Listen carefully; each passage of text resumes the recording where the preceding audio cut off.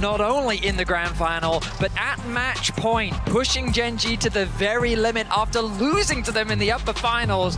This team really just has a magic that cannot be explained. It's more evidence for my theory that we're all just background characters in an anime that is centered around T1 and Faker. It's all just for the plot development. They need to have a little bit of struggle before the success to make it believable, Vedius. Oh my goodness. Well, let's see if Gen G can make the struggle even greater as the ban's coming in thick and fast. All right, we've still got Nico banned over on the blue side, which Gen G are back on in this game, alongside the Silas and the Yorick bans. Over on the other side, two very familiar faces here in red side first half bans, Varus and Pantheon every single game. These are the two that neither team on red side are willing to give over on the B1 as Blitzcrank. An unusual ban, but one that you got to look out for. I'm thinking Lulu. I'm thinking maybe even Tom Kench, like a range supports, possibly Karma as well. If T1's thinking about removing that, does Chovy locks in his Victor right at the start? It also makes me wonder about picks like Jinx and things like that rising in priority, right? Some of these vulnerable hyper carries, you're saying, okay, we want to have an enchanter pairing with it. What would struggle, would that be a struggle against? Well, maybe the Blitzcrank. So it is going to be Victor here early on. A lot of these control mages have already been kind of worked through here. We did see Faker, though, when he was pushed yesterday, bringing out the Hwei, which was quite effective for him. Both of these first picks for either team have been bans in previous games in this matchup. The Skarner ban just last game. I just want to draw attention to, as we get later into these drafts, and you blind pick a jungler against Canyon, this is where he starts to bring some of his more unique picks out. There's the Jinx hover that we talked about. That's what I thought as soon as they banned out the Blitz. It's been such a good pick for both AD carries. We only have to go back to yesterday to witness Gumayusi's performance on the champion, but I want to go back to Canyon. Things like his Nidalee. We think back to last year's MSI where he brought out the Kha'Zix. We think back to Worlds 2023. We think about champions like the Kayn that he's shown us before. A champion that has a very unique champion pool, is going to keep it calm and go with the Trundle instead. The tank tenderizer here to deal with that Skarner that's been locked in first. Yeah, absolutely. I think it makes a lot of sense. When you're thinking, too, about how do you build a comp around Jinx, it usually is a bunch of meatballs and then Jinx, right? People to keep you safe, people to keep you secure. It is going to be the blind Jace top here for Keen. Curious to see if they will match roles here in mid lane, or if they're going to prioritize it matching that in top. I like picking the Jace in top lane here for Gen G. Again, I talked about it in game number 3, but Keen has been winning his lane in all the games so far. He's been building these individual leads, and even though Gen G has lost twice, it hasn't been because of that top lane falling short individually. If Keen's given the tools to be one of the big carry threats, that could be the win con right there. Zig's going to be targeted by T1, eliminating the AP option on the bot side of the map. I feel like we've seen too many times people not just pick hyper carry into the hyper carry of Jinx. I am a fan of things like Zeri as a response. Just go full scaling against scaling, knowing that it's going to come down to these full late game fights. Coming into this tournament, there was some conversation about Zeri actually rising in priority. We'll see what direction Ruler decides to go as the bans continue to come through. Doran's Gragas going to be targeted away. I'm also just so interested to see how Chovy will bounce back from the last game, because when he went no kills, no assists, I had our stats team look into when was the last time that even happened. It happened last year in July 20th was the last time he had it happen. Has only happened 10 total times in his entire career, where he has played nearly 900 games. So exceptionally rare for Chovy to not be involved in any way. To be shut out in a game like that against a team that he has recently kind of dominated regionally is really a surprise. That's less than 1%. Yeah, so we can essentially just round it and say this happens 1 out of every 100 games, maybe, and it happened there in game 3. And all likelihood happened early in his career, right? So it's before Chovy was Chovy. Probably some of those happened. So it is crazy to see that. Lulu going to get banned out here. They are potentially worried about something, I think, like a Lulu Zeri, like you were talking about matching hyper carries on the other side. Ezreal is also still open. A champion that is synonymous with player like Ruler, and if they want to go for something like a Ezreal or Karma, potentially, if they want a little bit more poke, Victor, Jace, Ez, very long range, very difficult to play around these neutral objectives just because of the sheer amount of poke. Oh my goodness. It's a very similar composition to what we saw yesterday from T1 when they played against AL, just that traditional front-to-back style. Doran's Keen going to be an additional front line to help protect Gumayusi. If they want to go something more standard too, they can also go the MF route, which Ruler has liked, but it is going to be Zeri instead. They will not have the Lulu pairing that was banned away, so clearly T1, we're suspicious of that coming through, but it will be the Rakan to give them that hard engage, which I think is something that they would have needed anyway. And I like the K'Sante pick here for T1, not just for this game, but because it's a bit of insurance. If this does go to Silver Scrapes, like the last time these two teams went head-to-head did, this also removes the K'Sante possibility for Keen in a Game 5. As Faker's Game 4 pick, it is Control Mage and a Control Mage with the Hui. This is what I was expecting. We saw it yesterday, when it was that game. Game number 4, we are on to the Rift. And Betty, as you already mentioned, how unlikely it was that T1 got to this point. For Gen G, the expectations very much that they would be here. This is a team that is on a 22 series win streak. Although they have dropped individual games, they have not lost a series the entire road to MSI, the entire duration of this tournament here in Vancouver. They have stood tall. I mean, the last time they lost a series was in the LCK Cup. February 22nd has been so long since they have actually been taken down. And it would be absolutely historic if they were able to actually win MSI without dropping a series after having an entire split of not dropping a series. That, to me, is perfection. And it's something that is hard to even comprehend being possible.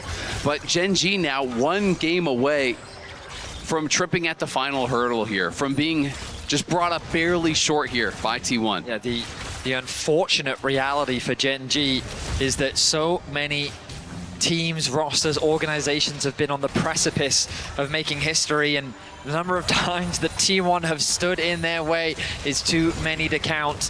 The lanes are already very active, trading back and forth between the players. Push on the top side in favor of Gen G. On the bot side, though, it's a very contested wave. It absolutely is, and I want to remind you yesterday of the performance from Guma against AL. This guy was unreal in that series.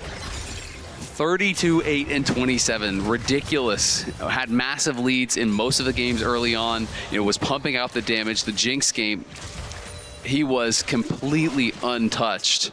Once he got a couple kills, he really did run away with it. T1 played incredibly around him to enable him. They know that this guy is going to get them across the finish line if they put him in a good spot. The bot lane scrappy here early on, not as much as we saw in the previous game. But Canyon thinking about getting involved here in the mid lane. 2 immobile Control Mages. Faker's got to try to run. The flash chop from Canyon. Power Siphon sets it up. Canyon knocks it down. Gen G with first blood. 2 minutes and 55 seconds into the game. Canyon wants to get this game going quickly. Hui is a champion that once that flash is gone is easy to lock down. Once he used a skill in that mid lane matchup, they were quick to capitalize. Chovy and Canyon draw first blood here in Game 4. I just think the gank was perfectly timed. They were waiting for Faker to actually use his skill. As soon as he used the EE for that chomp, he doesn't have his fear available. And that is really your defense in most cases from these ganks. So as soon as that happened with Canyon in that side wave, you knew it was going to be incredibly hard for him to survive, and Gen G, able to bait that out, able to execute on an early gank. Yeah, I mean, when Trundle walks at you, the point-blank fear is a pretty solid anti-Trundle mechanism, but once it's gone, like you say, there's just nothing to do about it. And Canyon, despite the fact that Trundle doesn't have hard CC, the slows from the chomp, the slows from the pillar, it's enough to set it up for Gen G nice and early. And when you look at the T1 comp, you don't want to have this Trundle get to the point where he becomes this massive melee bruiser that just invalidates your front line. Exactly. But they spot him there, walked a little bit too far forward. Faker had eyes on him, and Oner is on that top side. Oh, we'll see if he can do anything about it, because Canyon is going to be on a reset right now. The other thing that doesn't get talked about often is the stacks that Victor get just by being involved in one of those early kills. Already at 59 in the mid lane matchup, securing 25 off that kill means he's quickly accelerated towards the upgraded E, which just provides so much more wave clear. And that on Victor is very valuable just because of how much control it gives you over the mid wave. Really is. It looks like Chovy with that early Ruby Crystal going to be going towards Aroa, so definitely a slow build here, but will help him to be a lot tankier in these fights. I just question, is that what he needs? Also the ability to potentially go towards Masks and go towards an early Leandries or something like that, but we have been seeing a lot of Roa. I just think he needs that frontline damage against a team comp that has a lot of HP to chew through. Might just be thinking about the scaling state of a game where it's Zeri versus Jinx in the bottom lane. Gumayusi cut on the very edge of the grand entrance. Keria trying to protect his AD carry. Guma already using the ghost there to get a little bit of extra distance. Is Keen versus Doran here on the top side as Doran down to 300 HP. A sidestep from Keen. Doran is low, but he survives. It's a big wave about to crash into the turret as Doran heals back up with the health potion. Keen still applying the pressure. Accelerated shock pass brings the Cassante back down to 300. Pathmaker from Doran, but another heal from the Grasp the Undying from Keen. So, while that very tense situation was happening on the top side of the map, they were able to get Gumayushi's Ghost, and they got the heal out from Keria. Doran now taking over to level 6 means that he's a little bit more safer in this 1 versus 1. Oner tested his luck around the Dragon, decided against it. Now that the bot lane of Genji has returned to lane, resets need to come through from Guma and Keria. Meanwhile, in mid lane, Chovy really starting to put on the pressure. Canyon taking the Drake now with the Trundle. Pretty easy for Trundle to take these objectives. Remember also with King's Tribute, you get a nice surge of healing after you take down one of these large targets. Back in mid lane, the trades back and forth. And with Chovy using the Void Storm, the Arcane Storm, to just get a little bit of extra tempo over Faker here. Make sure he's keeping that pressure up while his teammates finish off the Drake that Canyon was securing there. So we've got the early gold lead for Gen G thanks to Canyon in the mid lane. We've got the early objective lead for Canyon with the Drake take before the grubs even spawn. This one ward in that banana brush has paid a lot of dividends. This ward right here actually spotted Oner when he walked in to start the Dragon. That's how they pushed him off. Again, he was looking for an angle to go towards mid lane, spots him walking into the river there, and has been able to help keep themselves safe. Duro even spotting him again here as he tries to go aggressive because they had seen Canyon up on that top side because of the ward in the river that Doran did place. But Ruler here with Duro, gonna try to stop him. Yeah, Oner loses half HP, but he really wants this red buff. With Keria right beside him and Canyon still on the other side of the map, this should be guaranteed take there for T1, and Oner will be the first jungler to level 6. You'll notice the pings come down onto the red buff on the top side. Oner identifying to his team, I'm going to go base straight towards my jungle camps. Bot lane, you need to be careful. Canyon decided against trying to counter jungle, recognizing the dangers that could come with trying to make that play. He will clear out his top side, now look to go back to base. Hitting level 6 himself means that that tank shredding tool has become available to him. And we find ourselves pretty much all squared up with small advantages going the way of Gen G for now. Yeah, Keen continuing to control the 1v1 matchup during these laning phases. Top side, nearly a 500 gold lead for him. He's knocking down plates. He's abusing the power of the Jace in the early phases of the game, and that's exactly what they need him to be doing. Oner hanging around here in mid lane, but it's level 6 for both of the junglers. Oner, however, when you use that Ishtal's impact, you cannot be slowed down. The pillar still counts as terrain. It's pretty easy for Skarner to be able to tunnel his way out of that one. Yeah, going to be able to stay safe up on that top side. Worried about a potential look for grubs, but Doran going to get the bad news. Canyon's here. Yeah, Canyon's ready to chase after the Cassante. They don't want to allow him to get good all-out value, but Doran does it anyway. Canyon, he's caught out of position. The Impale has him stuck, but he stays alive with a little bit of extra healing. Canyon getting away for now. Super Mega Death Rocket can't finish the job as Doran stays alive. Canyon's the one closest to death. Oner still chasing, throws another rock, but it won't matter. Somehow, nobody dies. An exchange of flashes in the top lane as T1 also tried to make a play in mid. Chovy was being threatened by Keria, the knockup that comes through from the Tahm Kench, and ultimately this builds up towards T1 being in a position to secure these grubs. There's no HP available to Canyon. It's a difficult fight, but maybe Keen feels confident. No, he's going to back away. These grubs will be conceded as T1 secures their first objective of the game. Nicely done there for T1. Getting the near kill on the jungler feels bad in the moment, but it feels good enough to get the objective as Oner's making his way into the top side. He stalls impact, slams Keen into the wall, and Doran with some footwork secures the kill and gets right back out. GenG has been pressuring Doran, but this time the cavalry arrives there. Oner comes in and is able to help get that kill. They're looking for Keria. Does force the flash, but it is heal, traded for heal and flash. Yeah, Duro running in with the quickness for the move speed boost, with the extra move speed boost from heal, forcing the defensive summoner choices there from Keria to make sure that he doesn't get caught. Keria, though, just going to take a base, and he has teleport, so he'll get right back out on the map if he wants to. You can see first items starting to come through. There's the Iceborne done for Doran. Yuntal's done as well for Gumayusi. So T1 starting to hit these first power spikes. I will say that Gumayusi had built up a bit of a lead in his matchup against Ruler, but because he rotated towards mid, they tried to make some plays onto Chovy, and also he was just catching those waves. That opened up the lane for Ruler to just be free in this bot side. He secured himself a plate, he's now closed that gold gap, and both AD carries are being given the space to slowly farm up. Oh, beautifully done from Duro there. He knows that Keria wants to try to interrupt the recall on Ruler, so he jumps in with the battle dance. He blocks the Tom Kench tongue and guarantees that Ruler doesn't have his back interrupted. Now with the dragon spawning in 30 seconds, you have to imagine that both teams will set their sights on it. Canyon hovering around top once more. It does make sense to try and funnel some resources into Keen. Can they really pull this off? The all-out is ready to go again. Doran outplaying it last time around, and he's ready to go again. All out. Keenan in a little bit of danger, but Canyon looking to burst him down in time. Doran drops, and Keen stays alive. Oner and Faker wanted to show up, but they can't get there, and it means that GenG make the play work the second time. And they had the extra teleport because Duro was holding on to his teleport from the Summoner Spellbook. So as soon as Faker arrives, even though Keen is low, he knows they cannot chase for that kill. If they do, they will both die for it. So double TP spent up towards that top side, but they do get a kill for GenG. Gumayusi, though, going to be securing all these plates in the bottom lane. He gets 2 for himself. That's going to be 3 shared alongside Keria. They realize that Ruler is alone in bot lane because of that TP you were talking about, Azael. And so immediately they look to put the pressure on.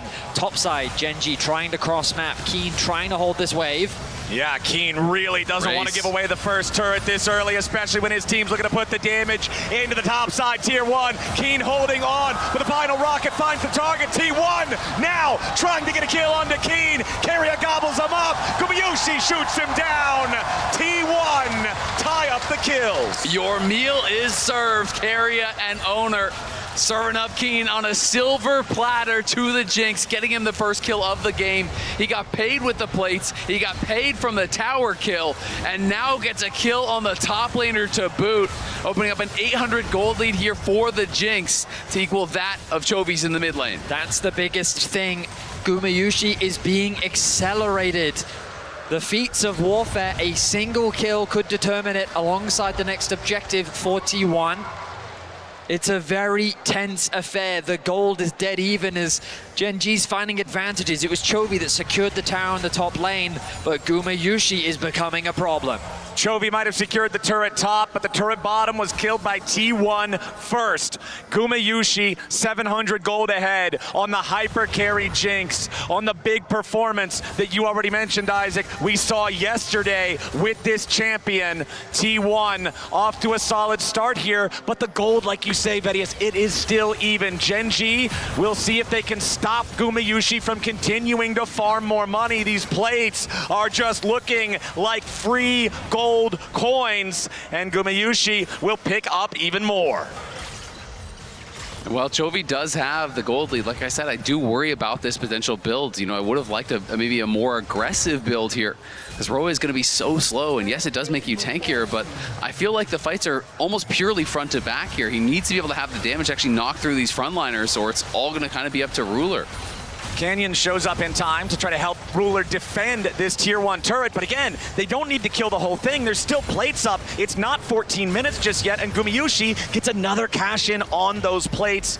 About a 900 gold lead for him now. Chovy at nearly 1,000 up over Faker, as now Oner jumping in there gives Chovy a bit of a scare. He immediately drops the Arcane Storm to force Oner away. Look at top lane though. Keen pushing out a nice wave underneath the tower. Doran is going to be forced to respond, allowing Keen to get a quick base off.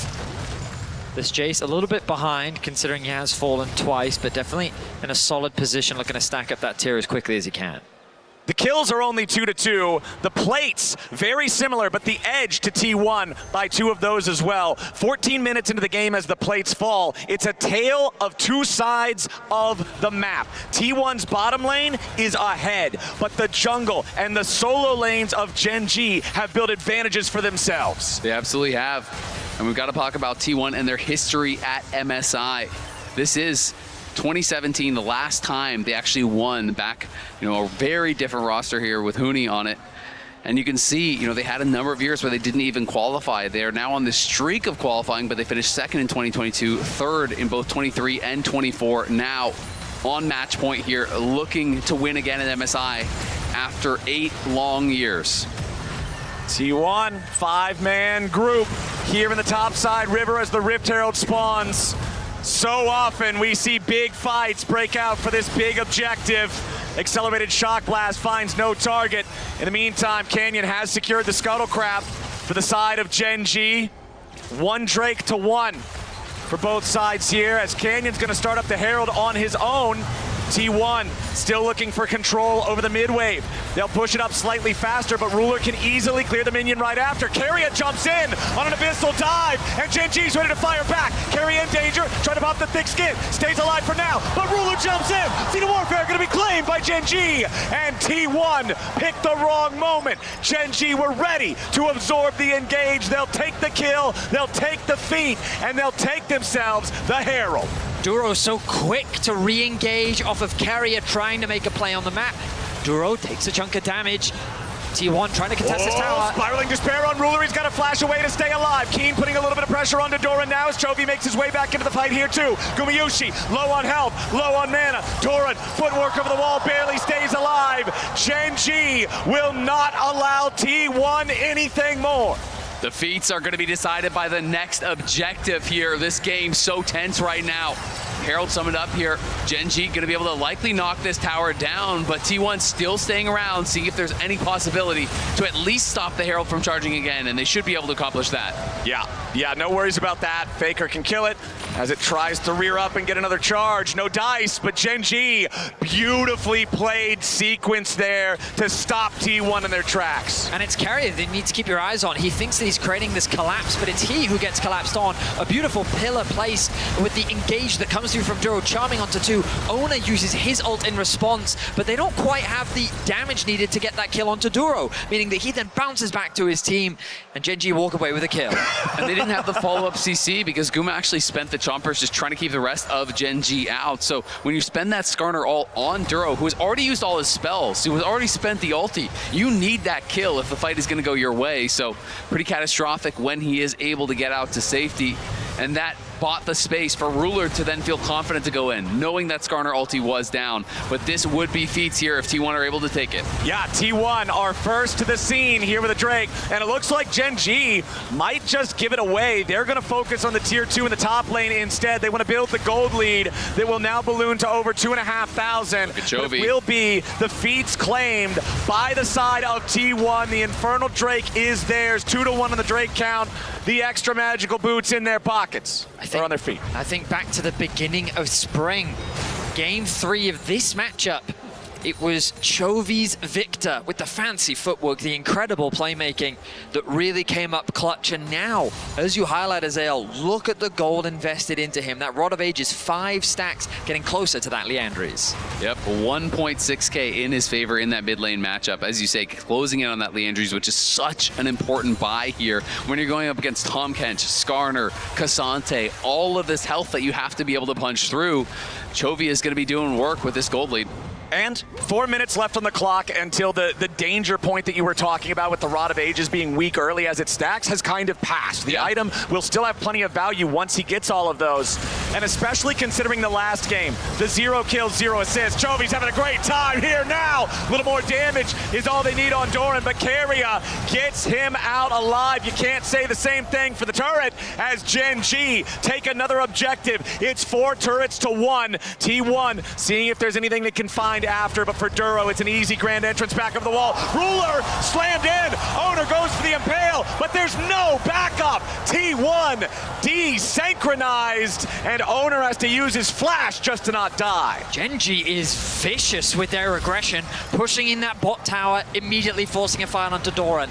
Oner overstepping his bounds, thinking he may have found a pick onto Ruler, but then he has to flash away to safety himself. GenG looking fierce here in game 4. They really are, and Oner, their kind of uncharacteristic mistake, he has been so steady, so stalwart. T1 should be able to grab this tower in the mid lane, but you know, even if the extra members weren't there from GenG, you spend the ulti on Ruler, Guma was miles away. The only person even on the same screen was Keria. No one was going to be able to be there to actually follow up and get that kill.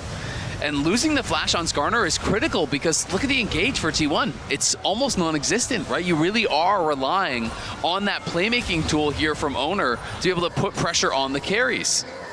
Gentlemen, Artican on the map, and both these teams will not hesitate to use it to start a fight, especially if they feel that they are stronger. Now, Chovy could argue, listen, I only need 3 more stacks. I'm about to take over to level 13. Once I get that, I'll immediately jump up to level 14, and maybe that's the window for them to force the objective. But with these teams and this objective, they're often very afraid. They are not afraid, I should say, to start this one off. Yeah, if GenG realizes it, T1 probably realizes it too. So those next 3 minutes could be their opportunity to start the objective instead. Keen trying to defend the tier 1 turret up here, which can be a very powerful tool to still have around the topside Otacon fight. Duro looking to approach from the side, but immediately has to jump back into the Herald Pit as Oner tags him and knows what GenG is up to. Control ward from GenG in the Otacon Pit as T1 back away. Yeah, Baker is the only one not here. He is just pushing out mid lane, and Ruler's going to be sent to respond. So T1 will have an opportunity when they see Ruler to try to move in and contest vision if they want to do it.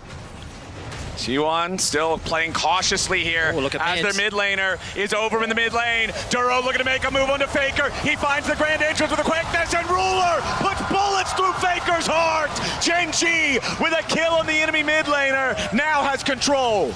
Duro has been fishing for so many picks, and he finally finds one onto the mid laner of T1. Faker is caught. GenG have the numbers advantage, and they're looking to take everything from T1's jungle. They're going to start by stealing away the red buff. They're going to continue by putting down vision control. They are going to pressure in a 5v4 situation. A TP about to show up as the gravity well welcomes Doran to the battlefield. Duro stunned up into the wall. Grand exit right back over. Doran goes all out. Ton of damage on the King. He's going to get killed. Ruler ready to get excited. Ton of damage on the T1, and they're all getting evaporated. T1 are washed from the rift, and GenG crashed down like a tidal wave. GenG wiped T1 off the map, and it's starting to smell like silver. This team trying to push us to a full 5 as Doran TP'd in very far and gets immediately punished by the GenG solo laners. They got so much damage down onto him. Again, Oner spent the ult on only Duro. They can't even kill him during it. As soon as those tools are down, Ruler knows it is my moment. He goes in and cleans up. You could see how hard T1 tried to protect Gumayusi, but he was being crushed by the pressure coming in from all sides. GenG find a massive fight, and as you said, Azael, with a lead like this, it feels like it's GenG's game to lose as the dragon makes its way onto the rift. All right, this is where T1 still have a lead. They're up 2-1 in these, but it's not like they're at sole point. It's not like this is a must fight on the side of GenG, but I don't think they're gonna shy away from anything. Betty, as you said, Otacon's a great time to fight. I think Dragon's a great time to fight. T1 in the enemy jungle, recognizing, hey, GenG wants the Drake. They'll try to get something on the other side of the map, claim the tier 1 turret, but they won't get a chance. Chovy's already there. Canyon will take the Drake.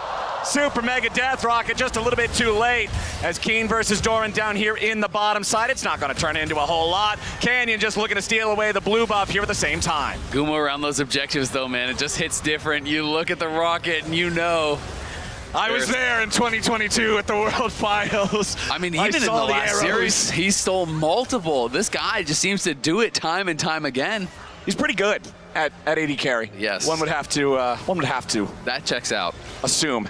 And now, though, the problem is Ruler is also a world-class AD carry. Ruler answering the challenge of hyper carry against hyper carry here in game number 4. 3 fully completed items on the very scary Zeri carry. Ruler is set to just bulldoze through these fights. I'm just so happy to see it come through because I feel like the responses to the Jinx just have not been it. But bringing out a hyper carry in response, just focus on farming your way through the game. Ruler's ahead in CS, he's ahead in kills, he's got 3 completed items, and now it's T1 that find themselves on the back foot when it comes to the fight. And GenG, they are not slowing down with the pressure. Immediately into the topside jungle, taking full vision control and threatening the Baron in 27 seconds. Big items for GenG. Seeker's Arm Guard available for Chovy's Victor, makes him a much more difficult target. Dead Man's Plate for Canyon, much easier to get the positioning he needs on these pillars, which are an incredible tool against immobile carries. Look at Hui, look at Jinx. That pillar goes up. It's so hard to play around the damn thing, especially with Duro looking for these opportunities time and time again, whether he's engaging or counter-engaging on the recon. He's been great on the pick. And it's just so difficult when you're playing a tank-heavy team comp against a Trundle and you've fallen behind because the LDR is through. You're going to be getting shredded so heavily as well by the Trundle. And Doran and Oner are going to be much squishier than they are used to in these situations. And there's just not really a lot of great comeback mechanics besides an explosive ult from Oner. Like, he needs to find a multi-man ulti or something along those lines to really have a chance, because T1 just don't have a lot of pick. Yeah, GenG doing a great job denying T1 what they're looking for this game. T1 have 3 kills. All 3 kills are on to Keen. No one else on GenG has died yet this game. Oner loses half of his HP instantly from a grand entrance and a few Zeri autos. Keen, the only man that's died on GenG, is still ahead, nearly 2,000 gold over his counterpart. GenG will start the objective. T1 are gonna see it there with the severing bolt over the wall. They're gonna scramble to try to get into range, but immediately Faker is already targeted Duro with a beautiful start to the fight. Nobody on T1 dead yet. As Oner over the wall looking to try to engage. Super Mega Death Rocket finds a target. Ruler's still alive, but Duro's going after him. The Baron down to 2,000. Chovy's already on a rampage. Guma dies. T1 die. GenG hold the smoking gun, and they're marching down mid lane with Baron. A phenomenal team fight for GenG as they weather the pressure of T1.